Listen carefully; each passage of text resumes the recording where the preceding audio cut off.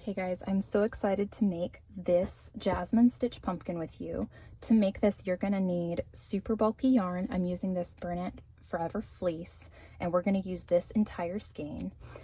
You're going to need an N hook, so this is quite large, but it goes well with the super bulky yarn. And then you're gonna need scissors. And you're also going to need some stems. So you can crochet a stem for your pumpkin, but I have some stems that we actually cut that I can use. I'll probably end up using one of these thicker ones just because I think it'll look nicer with the thicker, squishier pumpkin. And we're gonna need those later. You're also going to maybe want a hot glue gun if you have one. This is just gonna help you secure the stem when you're all done. But if you don't have one, it's totally fine. And then we are going to get started just by teaching you how to do the Jasmine Stitch. So this is what the Jasmine Stitch looks like, and this is what our pumpkin is going to look like. It's very richly textured, and I just wanted to show it to you before we get started because this is the stitch we're going to be using the entire time, and a lot of people don't know how to do it. So I'm going to pull all of this out and show you from the beginning because we're going to make the pumpkin a little bit wider than this. And then, like I said, use up this entire skein. Okay, I've pulled this out so we can start from the beginning. To create your pumpkin from the very start, take your hook and your yarn and start by doing a slip knot and then chaining one. And we're gonna start by creating something that I just call a puff in Jasmine Stitch. Jasmine Stitch is made completely of puffs, and we have to start by making one of them. And if you learn how to make one puff, you'll pretty much learn the entire Jasmine Stitch easily. But there are a few steps to it. So the first thing you're gonna do with your very first chain is you're gonna pull it out, maybe like an inch or an inch and a half so that you have a long loop here. Okay, this is how big your puff is going to be.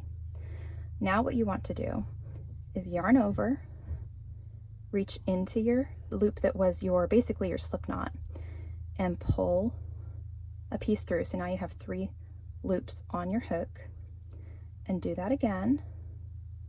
Yarn over, then up. So now you have 5 loops.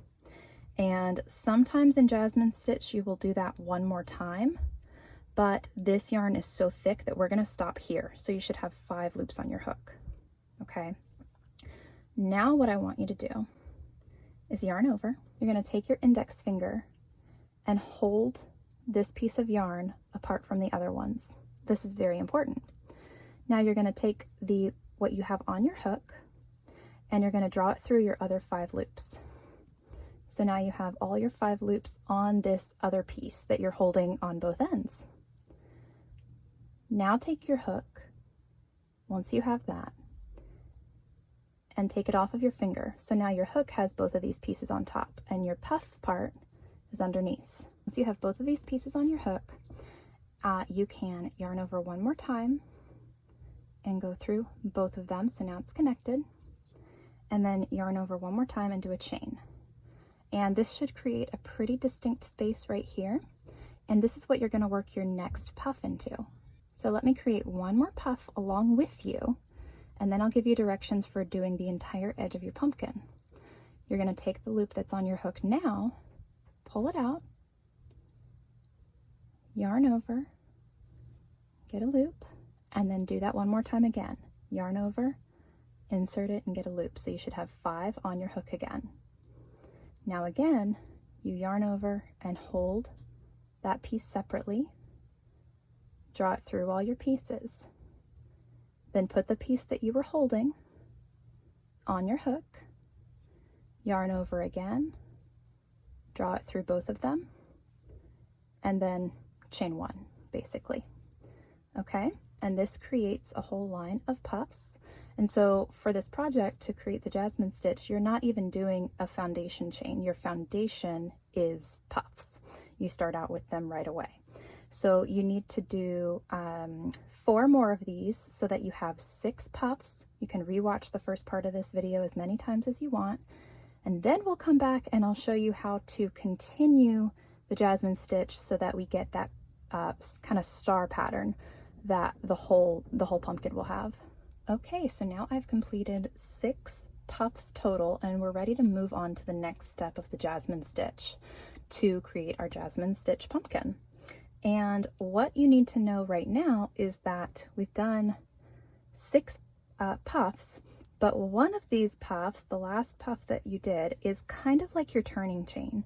So it's gonna get turned this way in just a moment as we do our next step. And so the width of your pumpkin, or it's gonna end up more being just how tall your pumpkin is. It's gonna be about this tall.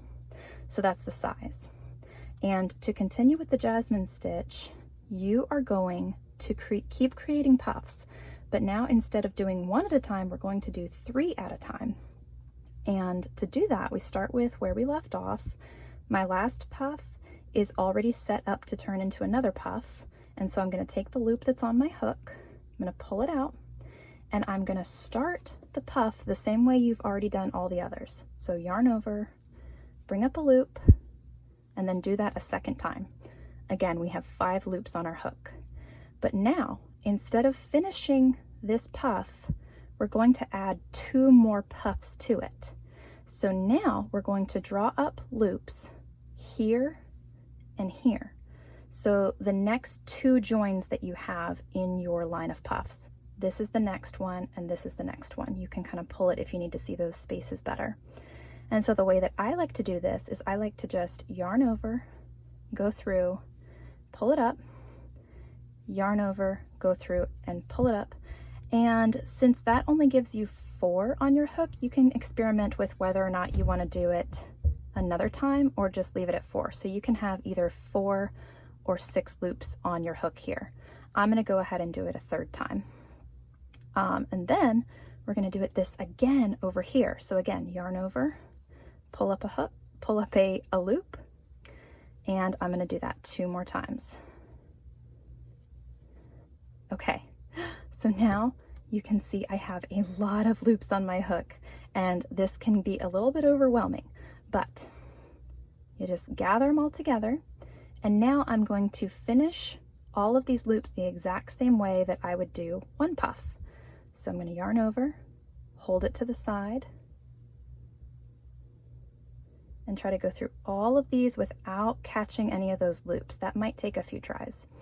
But now you can kind of see how these are gathered together. It's starting to look like our Jasmine Stitch.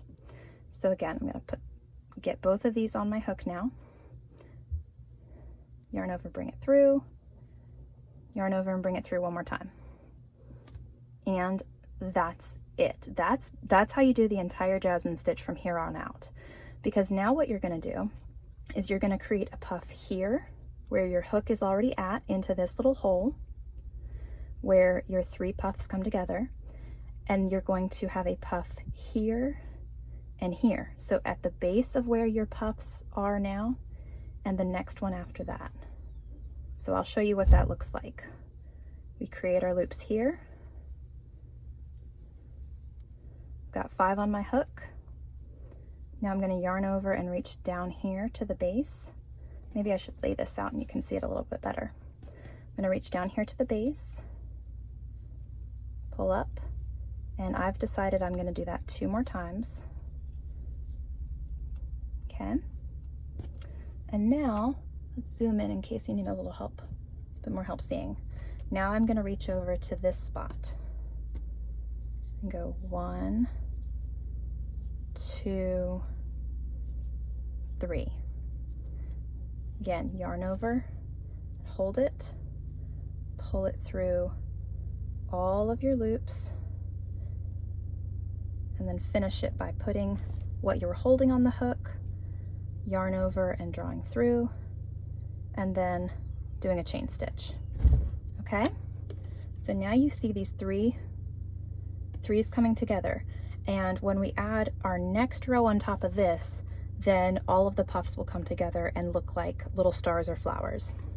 But at this point, you want to repeat this until you get all the way to the end. So we're going to do 1 more set of 3 that will get us to this point, and then the next set of 3 will get us to this point, and the next set of 3 will get us to this point.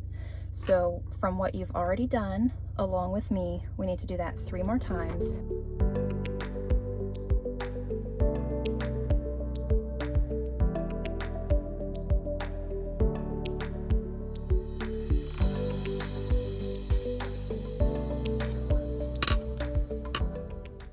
Okay, now I've completed my first row, and it already looks super squishy and thick. And I wanted to point out that the very last set of 3 that you work in your first row, that very last puff is actually working into your very first chain or slip knot area. So you're going all the way back to the beginning of your work. But now to go from one row of Jasmine Stitch to the next, the only other thing that you need to know is that our turning chain is basically just 1 puff. So we're going to work 1 puff here really quick, and this will set us up for the next row instead of a turning chain. So I'm going to go ahead and do a puff and then turn, and now you're going to continue doing the Jasmine Stitch by making puffs in sets of 3, and your first one is going to have a puff here, here, and here. So I'll do that with you. Pull this up, and I'm gonna grab this loop because it just looks really messy. So I'm gonna kind of draw it up into what we're doing here. You can do that sometimes because Jasmine Stitch is a little bit loose. Okay.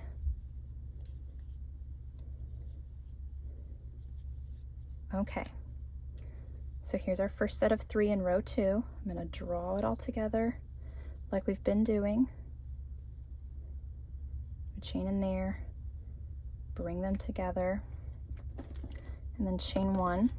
And now you can see we've got our first couple of stars or flowers, whatever they look like to you, where it's all coming together.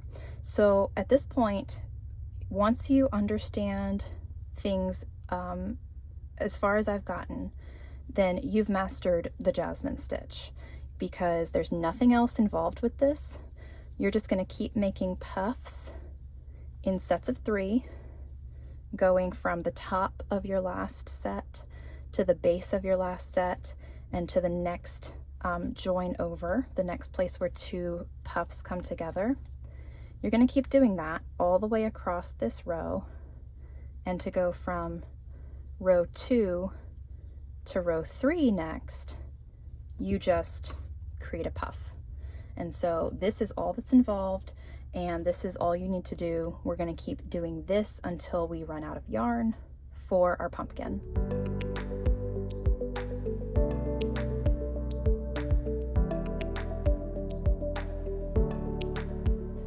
And just in case it's hard for you to see any join, again, it's just where puffs come together. So remember, you may need to stretch things out a little bit.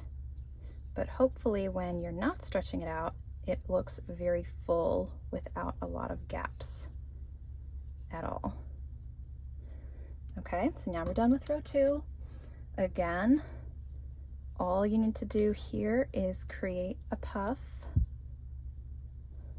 1 little puff at the end of your row, and that'll get you into doing the next row. Okay, so now I'm done with 2 rows. By the end of 2 rows, it should look like you have a row of stars. And just keep repeating row 2 basically, and keep going and going, and we'll see how big this pumpkin is going to be. All right, I'm working on the 4th row right now, and it occurred to me that this might be helpful to you. So if you are confused about what row you are on, you only need to look at the edges of your work to figure it out. Because all you need to do is count the puff stitches on the side. So these puff stitches are along the bottom, and here's the corner. And if you need to stretch this out a little bit, we can see that 1, 2, 3, 4 puff stitches go up the side, because over here I have 4 rows. And over here, I haven't finished the 4th row yet. So over here, there's still only 1, 2, 3 puffs. So that's just a quick tip in case you're trying to figure out where you are and how many rows you have left to do for this pumpkin. You can figure it out that way. Okay, I have finished the complete Jasmine Stitch piece for this pumpkin. It is 14 rows long total, and as you can see, when you get a lot of this stitched together, it just looks really stunning. And now what we're going to do is we're going to start to assemble our pumpkin. To do that, you need to seam up these two short edges, and as soon as you fold it, this will be the wrong side of the pumpkin. And it might seem odd to think how you're going to seam this, but it's really pretty easy. So you take the piece, the spaces that are right at the edge here, and I'm just going to give that another little slip stitch. And then I'm just going to attach these between the puffs, and so that means that I'm going to do a couple of little chain stitches and then go to the next join of the puffs and slip stitch it, or maybe do a single crochet if you want. I'm going to do it again. I'm going to go ahead and catch this loop because that looks really loose. Something there. And then continue this all the way down to the other corner. Okay, now my pumpkin is seamed, and from the other side it really does look pretty seamless. Now what I'm going to do is I'm going to gather up this end, and it'll be the bottom of the pumpkin. And since I'm still connected here, I'm gonna just cut a nice long tail, draw it through, and I'm gonna use this to gather up the bottom. And I'm just gonna draw it through every single join. I'm gonna draw it through every single join in between the puffs like this, because we're gonna close it kind of like a drawstring bag. That, and just make your way all the way around the bottom.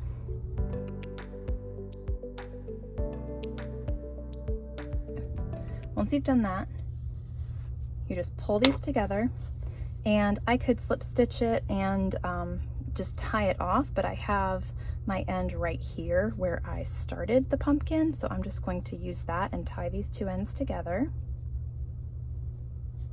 And it's good that I have a long tail here, and you'll know why in just a moment.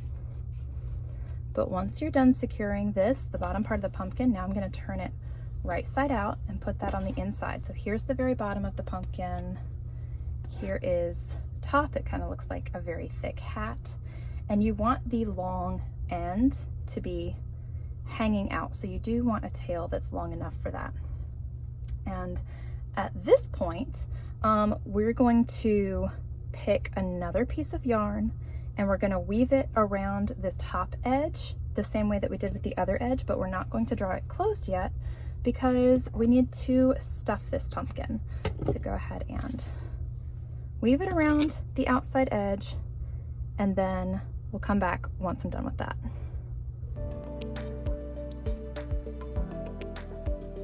All right, so now I have the top has the string woven through. It's right here. Those are the two ends, and this is the piece from the bottom. And now what I want to do is I want to go ahead and stuff my pumpkin. And to do this, I've looked at my pumpkin and I don't want the stuffing to show through. So I am actually going to line this pumpkin with an old piece of fabric. And so I'm actually going to use an old gray shirt to just line it, and then I'm going to fill the inside with whatever I want. You can use normal fiber fill for this, but I think that this particular pumpkin might still be good to have a liner with it.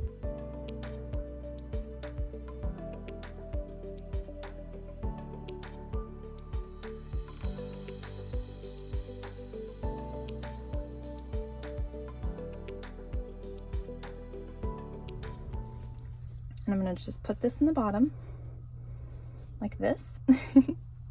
And now, since I have a lot of this, I'm going to use a bunch of old scrap yarn ends to fill up my pumpkin. Again, you can totally use normal fiber fill for this, but I have a fun time just figuring out what things I can reuse. I like to make do and just use what I have. So I'm going to finish stuffing this pumpkin and then we'll finish it off.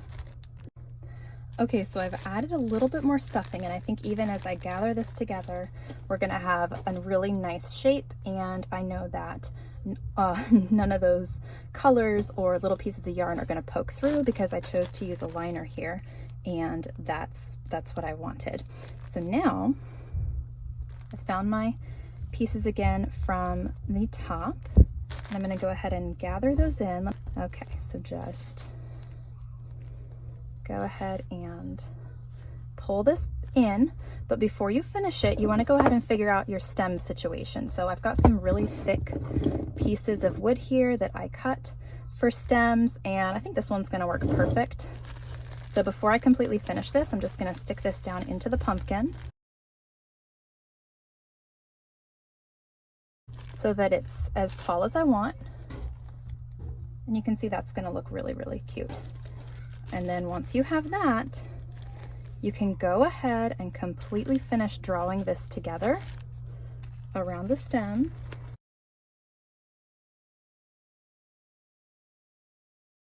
And then tie it off. So just tie it as tightly as you can. And for this pumpkin, I might actually just leave my bow showing, leave a little bow there, and just double knot it. I might do that, I might tuck it in. All right, now, if you've still got your piece from the bottom, which is right here, what you can do, this pumpkin already looks so, so cute, but for some pumpkins, it's fun to go ahead and pull up from the bottom a little bit, and it can just give the pumpkin a little bit more of a blocky, like more of a pumpkin shape, to take the bottom and kind of pull it in a little bit. So if you want to do that, you can. I don't think it makes a huge difference for this pumpkin, but then you can tie that to one of the pieces that you have here at the top already. And it just kind of helps keep your pumpkin in the shape that you want. And then you can just trim off or tuck in any pieces that are still here. I'm just going to keep them both out like this. Might trim them off a little bit later, but there is your pumpkin all finished. The very last step that is optional that you can do is you can take your hot glue gun, and mine needs a minute to warm up, but you can go in here and kind of just glue your pumpkin stem in a few places to help secure it. So I'm going to take care of that as soon as this glue comes out, and just make it extra secure and make it so that you can pick up your pumpkin by the stem and it's not going to go anywhere.